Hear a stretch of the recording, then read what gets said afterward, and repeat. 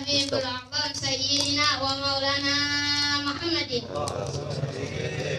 beserta keluarga, sahabat dan pengikutnya yang insya Allah istiqomah mengikuti ajaran beliau. Amin amin ya rabbal alamin. Kita ketika kehilangan sesuatu pasti bisa dicari. Emas hilang bisa dicari, berlian hilang bisa dicari. Tapi kalau udah umur yang hilang mau nyari kemana? Oleh karenanya jadikanlah kematian ini sebagai nasihat buat kita. Sebagaimana yang dikatakan kafa bil mauti wa illah. Maka cukuplah kematian itu jadi nasihat untukmu.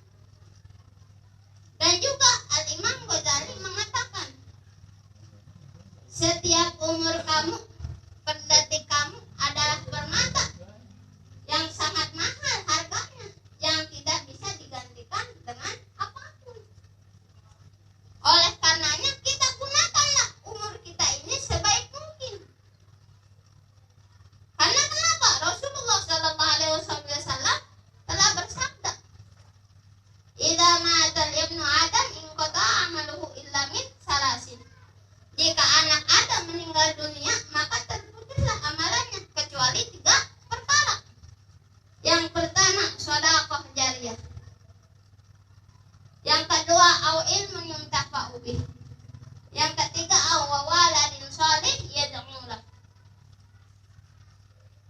Yang ketiga, doanya anak yang soleh. Yang pertama, shadaqah jariyah. Ketika kita punya harta, manfaatkan harta yang kita miliki untuk ibadah kepada Allah Subhanahu wa taala dengan semata-mata mencari ridhonya.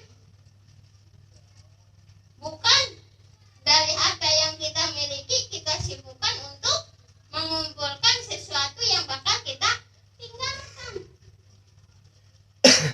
Tapi kita dengan harta yang kita miliki kita gunakan, kita sibukkan untuk membeli sesuatu atau menggunakannya untuk barang-barang yang bakal kita bawa ketika kita meninggal dunia. Di antaranya apa? Dengan kita sedekah.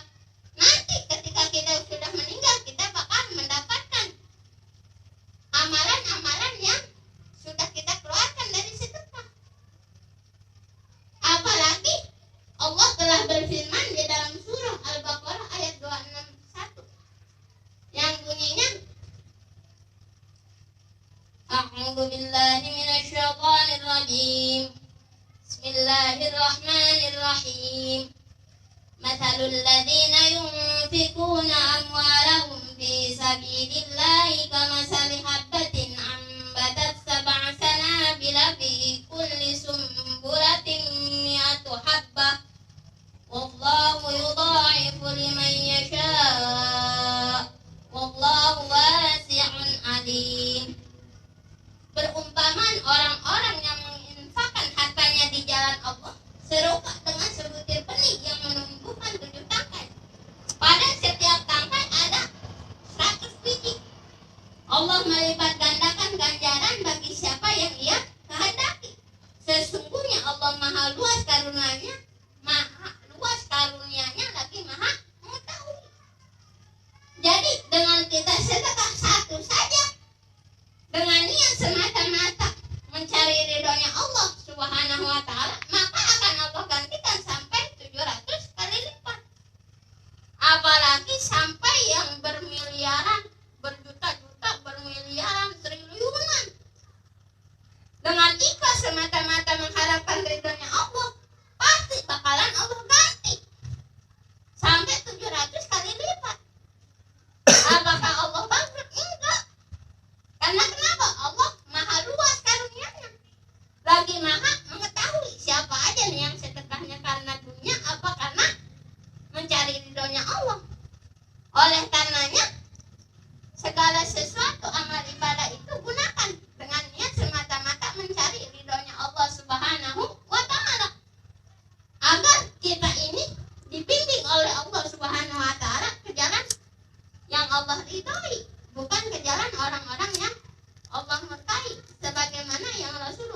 sallallahu alaihi wasallam sabdakan, An Amiril Mu'minin Abi Hafs Umar bin Khattab radhiyallahu anhu qala sami'tu Rasulullah sallallahu alaihi wasallam yaqulu innamal a'malu binniyat wa innamal likulli imri'in ma nawa faman kanat hijratuhu ila Allahi wa rasulihi wa man kanat hijratuhu ila Allahi wa rasulihi wa man kanat hijratuhu lidunya yusibuha aw imra'atin yankihuha fa hijratuhu ila ma hajara ilaihi.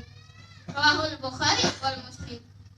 Dari Amirul Mukminin Abi Hafs Umar bin Khattab radhiyallahu anhu berkata, saya pernah mendengar Rasulullah sallallahu alaihi wasallam bersabda, sesungguhnya amal perbuatan itu tergantung niatnya, dan sesungguhnya setiap orang akan mendapatkan apa yang ia niatkan.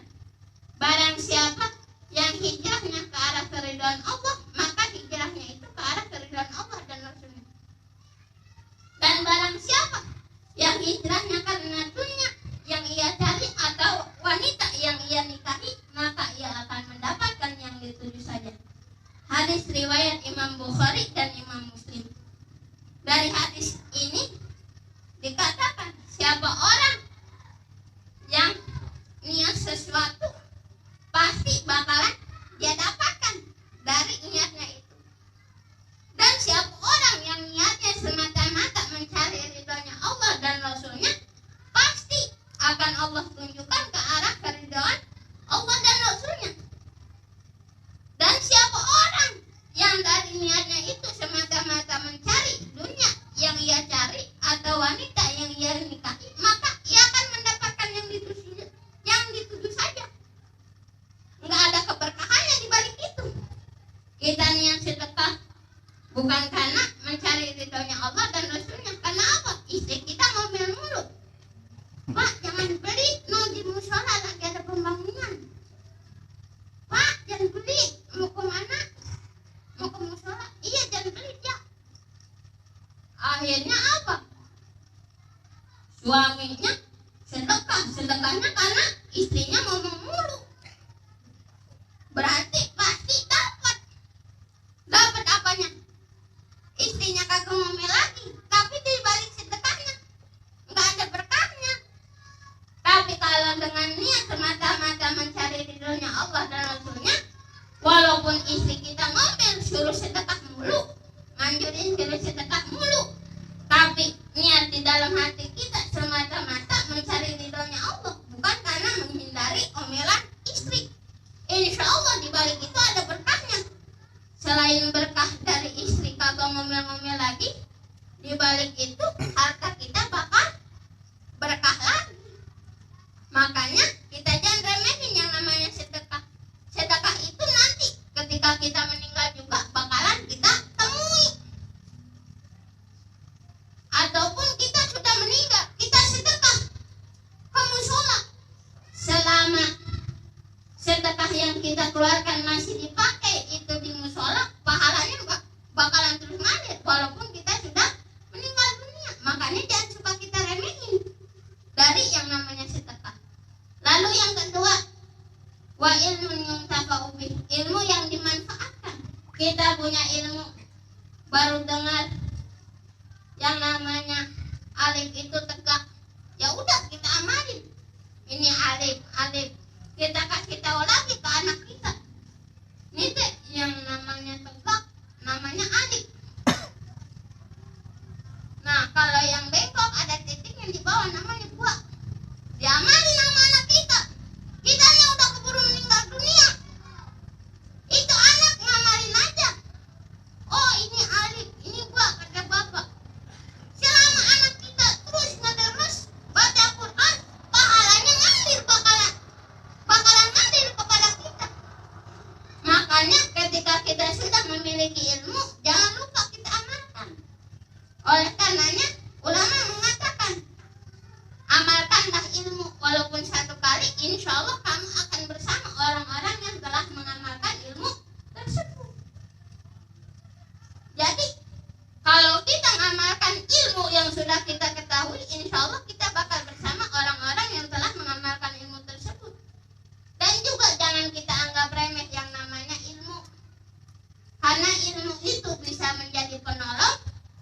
apabila kita amalkan, dan ilmu bakalan menjadi musuh apabila kita tidak amalkan. Dikisahkan ketika di zaman tabi'in ada 2 orang sahabat yang kemana-mana bareng, ibadah bareng, sholat bareng, ngaji bareng. Tapi ini temannya sakaratul maut. Ketika sakaratul maut dipersulit sama Allah Subhanahu wa Ta'ala, temannya yang biasa bareng kemana-mana keder, padahal ini orang-orang baik. Tapi kenapa Allah persulit yang namanya sakaratul mautnya?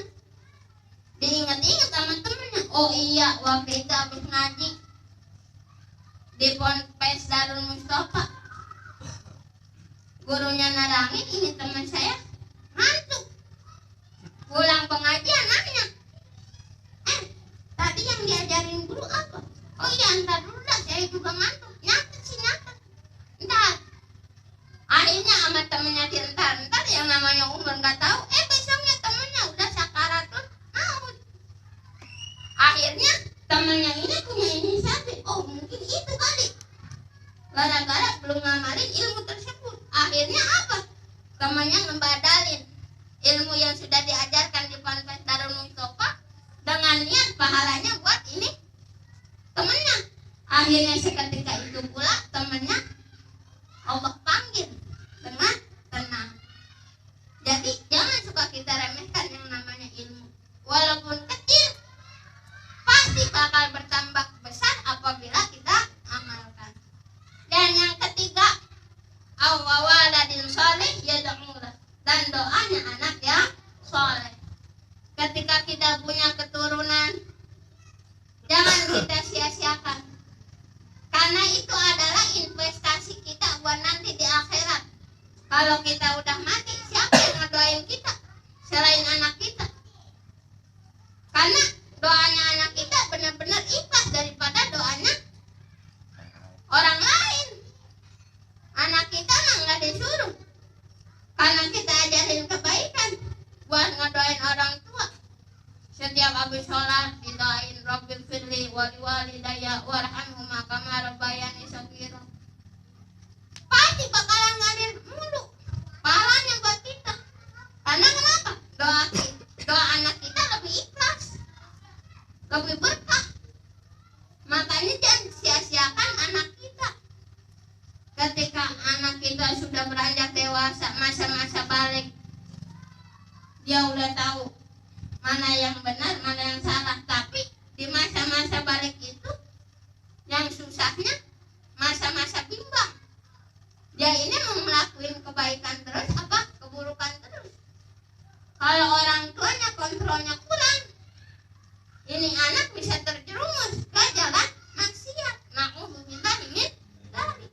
Makanya jangan heran ada anak dari kecil nggak mau lepas kudungan, pas udah gede, masya Allah, buka kudungan, lepas celana, terus celananya umur 20 tahun pakai celana umur 15 tahun.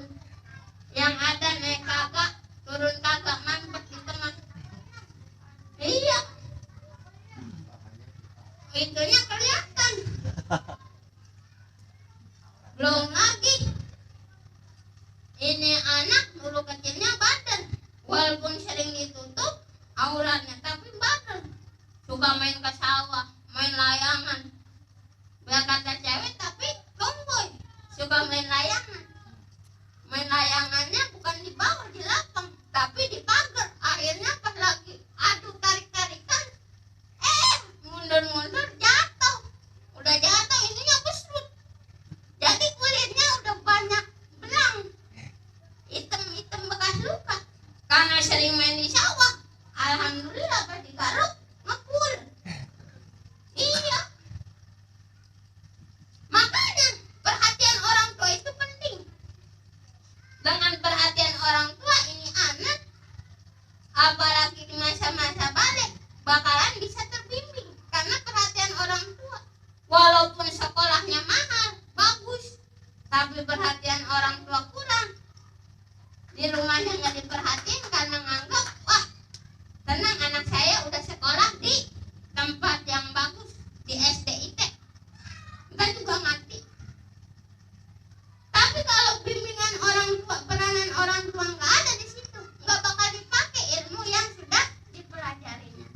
Oleh karenanya jangan kita sia-siakan ini anak kita. Didik terus agar bisa menjadi anak yang soleh dan solehah. Amin amin ya rabbal alamin. Oleh karenanya jadilah kita orang yang cerdas, orang yang selalu mengumpulkan apa yang kita bawa nantinya, bukan orang yang bodoh yang bakal kita tinggalkan, mengumpulkan sesuatu yang bakal kita tinggalkan. Jadi dengan begitu kita kumpulkan yang namanya sesuatu yang bakal kita bawa mati.